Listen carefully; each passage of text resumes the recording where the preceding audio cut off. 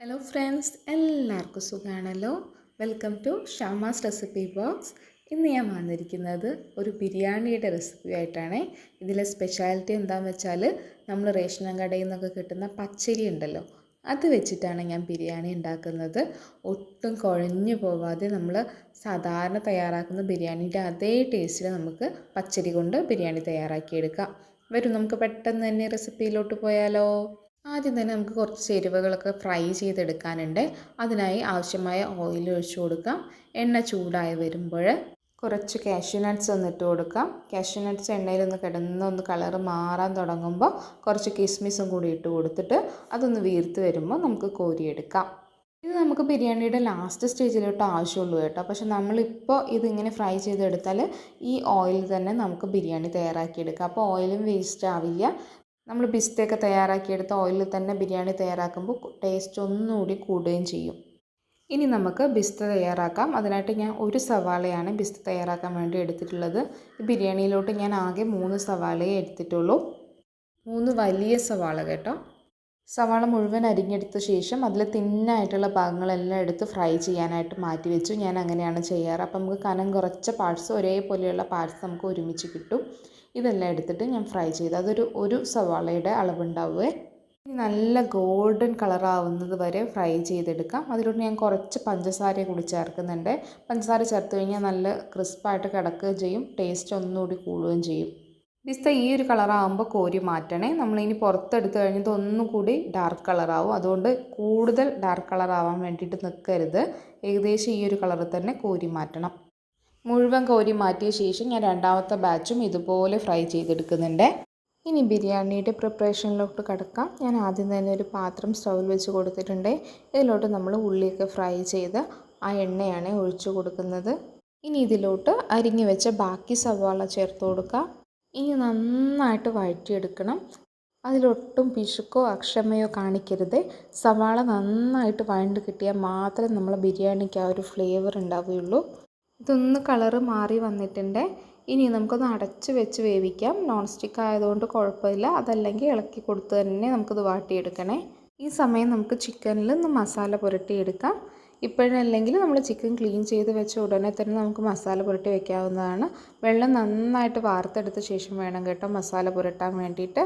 ഞാൻ ഇതിലോട്ടൊരു 3/4 ടീസ്പൂണോളം വെളുത്തുള്ളി ചതച്ചത് ചേർത്തിട്ടുണ്ട്. കൂടെ ഒരു 1/2 ടീസ്പൂണിനടുത്ത് ഇഞ്ചിയും കൂടി ചേർത്ത് കൊടുക്കുന്നുണ്ട്. ഇനി ഒരു 1/4 ടീസ്പൂണോളം മഞ്ഞൾപ്പൊടി ചേർക്കാം. ചിക്കനിലോട്ട് ആവശ്യത്തിനുള്ള ഉപ്പും കൂടി ചേർക്കുന്നുണ്ട്.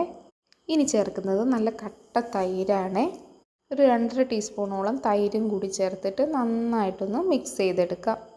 നന്നായിട്ട് മിക്സ് ചെയ്തെടുത്ത ശേഷം കൂടുതൽ സമയമുണ്ടെങ്കിൽ നമുക്ക് ഫ്രിഡ്ജിലും അതല്ലെങ്കിൽ പുറത്തും വയ്ക്കാം. ഇപ്പോൾ നമ്മുടെ സവാള നന്നായിട്ട് വാടി വന്നിട്ടുണ്ട്. ഇനി ഇതിലോട്ട് ഒരു 1/2 ടീസ്പൂണോളം വെളുത്തുള്ളി ചതച്ചത്, 1 ടീസ്പൂൺ നിറയെ ഇഞ്ചി ചതച്ചത് ഇവ ചേർത്ത് കൊടുക്കാം. ഇനി ഇതിൻ്റെയൊക്കെ പച്ചച്ചുവ മാറി വരുന്നത് വരെ ഒന്ന് ഇളക്കിയെടുക്കണേ. ഇതിലോട്ട് എരിവിന് ആവശ്യമായ പച്ചമുളക് ഞാൻ ഇതുപോലെ നെടുകെ പിളർന്നാണ് എടുത്തിട്ടുള്ളത്. ഒരു 3 പച്ചമുളക് എടുത്തിട്ടുണ്ട്. ഇതാകുമ്പോൾ ഇതിലോട്ട് ഇങ്ങനെ അലിഞ്ഞ് ചേർന്നും ചെയ്തോളും. എന്നാൽ എരിവൊട്ടും മുന്നിട്ട് നിൽക്കുകയില്ല. ഇനി ആരെയും കഴിക്കുമ്പോൾ നമുക്ക് മുളക് കുറവായിട്ട് തോന്നുവാണെങ്കിൽ ഈ മുളകൊന്ന് ഞെവിടിയ ശേഷം കഴിച്ചു കഴിഞ്ഞാൽ കുറച്ച് എരിവ് കിട്ടുകയും ചെയ്തോളും. കുട്ടികളൊക്കെ ഉള്ള വീട്ടിൽ ബിരിയാണി തയ്യാറാക്കുമ്പോൾ ഇതൊരു ഈസി ട്രിക്കാണ്. ഇനി ഇതിലോട്ട് മസാലപ്പൊടികൾ ചേർക്കാം. 1/2 ടീസ്പൂണോളം മഞ്ഞൾപ്പൊടി, അത്ര തന്നെ മല്ലിപ്പൊടി ഇവ ചേർക്കുന്നുണ്ട്. സാധാരണ ഞങ്ങൾ ബിരിയാണിയിൽ മുളക് പൊടി ചേർക്കാറില്ല. നമ്മൾ പച്ചമുളക്, അതിൽ ഇഞ്ചി, ഇതിൻ്റെയൊക്കെ എരിവാണ് നമ്മൾ ബിരിയാണിയിൽ ഉണ്ടാവുക. സ്വല്പം കുരുമുളക് പൊടി കൂടി ചേർക്കാറുണ്ട്. ഈ ചേർക്കുന്നത് ബിരിയാണി മസാലയാണ്. വീട്ടിൽ തന്നെ പൊടിച്ചെടുത്ത മസാലയാണ് ഇത്. ഇനി ഇതെല്ലാം കൂടി ഒന്ന് ഇളക്കി മിക്സ് ആക്കിയ ശേഷം നമുക്കിതിലോട്ട് തക്കാളി ചേർത്ത് കൊടുക്കാം. ഒരു 3 തക്കാളി ചെറുതായിട്ട് മുറിച്ചെടുത്തതാണ് ഇത്. ഇനി തക്കാളിയും കൂടി ഒന്ന് വേവിച്ചെടുക്കണം. ഇനി ഇതിലോട്ട് നമ്മൾ നേരത്തെ മസാല പുരട്ടി വെച്ച ചിക്കൻ ചേർത്ത് കൊടുക്കാം.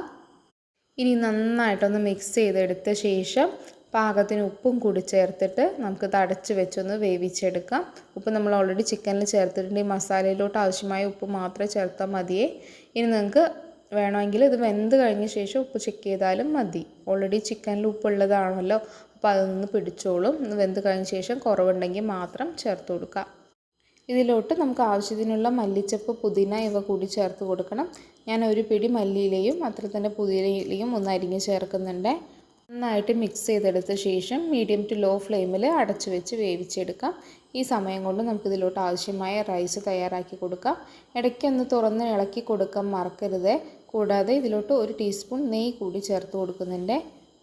ചിക്കൻ നന്നായിട്ടൊന്ന് തിളച്ച് വരുന്ന സമയത്ത് നമുക്കിതിലോട്ട് 1/2 ടീസ്പൂൺ കുരുമുളക് പൊടി കൂടി ചേർത്ത് കൊടുക്കാം. ചിക്കൻ്റെ പാത്രം ഞാൻ അപ്പുറത്ത് സ്റ്റൗവിലോട്ട് മാറ്റിയിട്ടുണ്ട്. ഇനി ഇതിലോട്ട് വേറൊരു പാത്രത്തിൽ നമുക്ക് അരി വേവിക്കാൻ ആവശ്യമായ വെള്ളം വെച്ച് കൊടുക്കാം. നമ്മളിവിടെ വെള്ളം ഊറ്റിയെടുക്കുകയാണ് ചെയ്യുന്നത്. നമ്മൾ പച്ചരി ഉപയോഗിക്കുന്നത് കൊണ്ട് തന്നെ ഇതിലധികം സ്റ്റാർച്ച് ഉണ്ടാവും. അപ്പോൾ വറ്റിച്ചെടുത്ത് കഴിഞ്ഞാൽ അത്ര നന്നാവില്ല. അതുകൊണ്ട് കുറച്ചധികം വെള്ളത്തിൽ നമുക്കിത് വേവിച്ചിട്ട് ഊറ്റിയെടുക്കാം. ഞാൻ 250 ml ഗ്ലാസ്സിൽ ഒരു 3 ഗ്ലാസ്സോളം അരി എടുത്തിട്ടുണ്ട്. ഇനി അരി ഒന്ന് ചെക്ക് ചെയ്ത് നോക്കിയാൽ വല്ല കറുത്ത അരിയോ നെല്ലോ അങ്ങനെ എന്തെങ്കിലും ഉണ്ടെങ്കിൽ നമുക്കൊന്ന് മാറ്റി കൊടുക്കാം. ഇനി ഇതിപ്പോൾ കഴുകുകയൊന്നും ചെയ്യണ്ടേ. നമ്മൾ വെള്ളം തിളയ്ക്കുന്ന സമയത്ത് നന്നായിട്ടൊന്ന് കഴുകി വാർത്തെടുത്താൽ മതി. ഇപ്പോൾ നമ്മൾ വെച്ച വെള്ളമാണെങ്കിൽ നന്നായിട്ട് കാഞ്ഞു വരുന്നുണ്ട്. ഇതിലോട്ട് നമുക്ക് 3-4 ഏലക്ക ഒന്ന് കുത്തിയെടുത്തത് ചേർക്കാം. കൂടെ 2 കഷ്ണം പട്ട, 6-7 ഗ്രാമ്പു, ബേ ലീവ്സ് ഇവ ചേർത്ത് കൊടുക്കുന്നുണ്ട്. 1 ക്യാരറ്റ് ചെറുതായിട്ട് അരിഞ്ഞതും കൂടി ചേർത്ത് കൊടുക്കുന്നുണ്ട്. ഇത് ഓപ്ഷണലാണ്. ഇതിങ്ങനെ ചേർത്ത് കഴിഞ്ഞാൽ നമ്മുടെ റൈസ് കാണാൻ ഭംഗിയായിരിക്കും. ഇതില്ലെങ്കിലും കുഴപ്പമൊന്നുമില്ല. ഇതിലോട്ട് കുറച്ച് മല്ലിയില കൂടി ചേർത്ത് കൊടുക്കുന്നുണ്ട്. ഇതിലോട്ട് ഇനി പാകത്തിനുള്ള ഉപ്പും കൂടി ചേർക്കുന്നുണ്ട്. കല്ലുപ്പാണ് ചേർക്കുന്നത്. ബിരിയാണിയൊക്കെ ഉണ്ടാക്കുമ്പോൾ ഒട്ടുമിക്ക ആളുകളും കല്ലുപ്പാണ് ചേർക്കാറ്. ഉപ്പ് ചേർത്ത് കൊടുക്കുമ്പോൾ നമ്മൾ വെള്ളത്തിൽ ഉപ്പ് കുറച്ച് മുന്നിട്ട് നിൽക്കണം. നമ്മൾ വാർത്തെടുക്കുമ്പോൾ അങ്ങനെയാണ് ഉപ്പിൻ്റെ കണക്ക്. ആ ഒരു ലെവലിൽ വേണം ഉപ്പ് ചേർക്കാൻ വേണ്ടിയിട്ട്. ഞാൻ 1.5 ടീസ്പൂണോളം ഉപ്പ് ചേർത്ത് കൊടുത്തിട്ടുണ്ട്. അപ്പുറത്ത് നമ്മുടെ ചിക്കനും ഉണ്ടത് മറന്നു പോകരുത്. ഇനി വെള്ളത്തിലോട്ട് സ്വല്പം സൺഫ്ലവർ ഓയിൽ ഒഴിച്ചു കൊടുക്കാം. നെയ്യായാലും കുഴപ്പമില്ല. പിന്നെ ഊറ്റിയെടുക്കാനായതുകൊണ്ട് ഞാൻ നെയ്യ് എടുക്കുന്നില്ല. നമുക്ക് നെയ്യോ സൺഫ്ലവർ ഓയിലോ ഒഴിക്കാവുന്നതാണ്. വെള്ളം നന്നായിട്ട് തിളയ്ക്കുമ്പോൾ നമ്മൾ കഴുകി വെച്ച അരി കൂടി ചേർത്ത് കൊടുക്കുന്നുണ്ട്. വീണ്ടും ഞാൻ റൈസ് മറ്റേ സ്റ്റൗവിലോട്ട് മാറ്റിയിട്ടുണ്ട്. ഇനി ഇത് തിളച്ച് വരുമ്പോൾ ഒന്ന് ഇളക്കി കൊടുക്കണേ. അതല്ലെങ്കിൽ അടിയിൽ പിടിക്കും. പ്രത്യേകിച്ച് സ്റ്റീലിൻ്റെ പാത്രമൊക്കെ ആണെങ്കിൽ അതൊന്ന് ശ്രദ്ധിക്കണേ. ഇത് നമുക്കൊരു 3/4 ഭാഗം വേവാകുമ്പോൾ ഇത് ഊറ്റി മാറ്റണം. നമ്മളിങ്ങനെ കടിച്ച് നോക്കുമ്പോൾ ഒരു ചെറിയൊരു കടിക്കലുണ്ടാവും. നമ്മൾ റൈസ് നല്ല രീതിയിൽ വെന്തിട്ടുണ്ടാവില്ല. ആ ഒരു പരുവാകുമ്പോൾ നമുക്കിത് എടുത്ത് ഊറ്റി മാറ്റണം. അതല്ലെങ്കിൽ റേഷൻ അരിയല്ലേ പെട്ടെന്ന് കുഴഞ്ഞു പോവേ. അപ്പോൾ ഈ ഒരു പരുവത്തിൽ തന്നെ എടുക്കണേ. ചിലർ അരി വറുത്ത ശേഷവും തയ്യാറാക്കാറുണ്ട്. അതിൻ്റെ ഒന്നും ആവശ്യമില്ല. ഈ ഒരു പരുവത്തിൽ തന്നെ ഊറ്റിയെടുത്താൽ മതി. നമ്മുടെ ചിക്കൻ ഇവിടെ റെഡിയായിട്ട് കിട്ടിയിട്ടുണ്ട്. നമുക്കിനി ഇത് ചോറ് ഊറ്റിയ ശേഷം ദമ്മിടാം. ചോറ് ഞാൻ പെട്ടെന്ന് തന്നെ ഇതുപോലെ ഊറ്റിയെടുക്കുന്നുണ്ട്. ചോറ് ഊറ്റിയെടുത്ത ശേഷം അതിൻ്റെ പകുതി നമുക്ക് ആദ്യം ഈ ചിക്കൻ്റെ മേലെ ഇട്ട് കൊടുക്കാം. നമ്മളിപ്പോൾ ദമ്മിടുകയാണ് ചെയ്യുന്നത്. ഇതുപോലെ പകുതി റൈസ് ചിക്കൻ്റെ മുകളിൽ ഇട്ട് കൊടുത്ത ശേഷം നമ്മൾ വറുത്ത് വെച്ച പിസ്ത, കാഷ്യൂനട്ട്, കിസ്മിസ്, മല്ലിച്ചപ്പ്, നെയ്യ് ഇവ ഇതിൻ്റെ മുകളിലോട്ട് ഒഴിച്ചു കൊടുക്കാം.